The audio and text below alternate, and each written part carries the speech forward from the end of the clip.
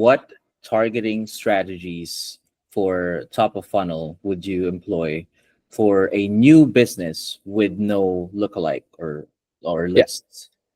Yeah, so if you don't have any lookalikes, the easiest way to build them up is The first question is if a client has a warm audience, like for example, organic followers, website visitors, etc., then what type of like creatives should that audience get? Something like L3 maybe, or L2, which is like info based as far as I know, or something like L1. yeah, for sure. I mean, in terms of organic followers and website visitors, I mean, probably like this is going back as much as we can, so like a year or 6 months back. So that would be most likely like a L2 type of audience. In terms of creatives, I think the name of the game is always to test to see what works best for your products, for your audiences. So test different format. But I would go like generally, if that's kind of the L2, you want to be more info based. You can show like how it works, testimonial, why choose us. So trying to get the sale, but not too salesy. And then on L3, once they reach that point, that's when you can kind of give them like 10% offers, or talk to them that there's only a bunch left, or try to close the sale on the L3. But L2 should technically do decently too. So you should always rotate your creatives. If you see a drop in creatives, and figure out what works best for your audience. Often, if it's something that needs explanation, a video might work best to get all your points in there. But if it's something simple, that an image can definitely do the job and perform really well. But in terms of general practices, warm is most likely is when they're warm, you want to guide them to the sale to get the direct sale as soon as possible once they know your brand. Okay, awesome, thank you.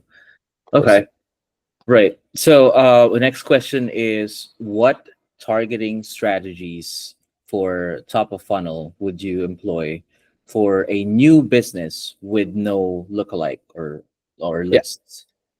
Yeah, so if you don't have any lookalikes, the easiest way to build them up is get the video views. So you can start with video ads with 25% of the video views. So when you start, I would probably start with interest base. So stack the interests that are related to your product in there, or you could go also the ASC, Advantage Shopping, right away, which is the new type of PMAX, but inside of Meta. So this is what I would recommend. Go with videos and either interest stack or ASC. And as soon as you have video views, now you can do lookalikes. But you want to move quickly to get a lot of site visitors, so that way you can build stronger lookalike with better seed audience with visitors, and then eventually add to carts and initiate checkout, and then purchases, of course. So usually the best seed audience is buyers, but we all in all new business start without new buyers. So you want to start with video views and start with your site visitors. You can also do lookalikes of your page and engagers. So yeah, something to try. But again, the stronger the seed audience, the better the lookalike will be. So. Right. And also, just a follow-up question on that one. This is also how people can start building their lists. Is that right? Yeah, of course. I mean, you could start building your pool of people, but their email list at the same time. You'll get signups on your website if you have a pop-up, or you can also do offers to just build your email list. So get an exclusive offer in exchange for an email, or be the first to know. Stuff like that.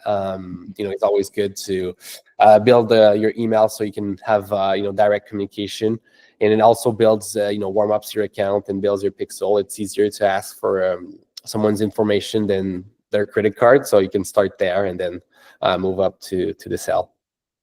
Awesome. Cool.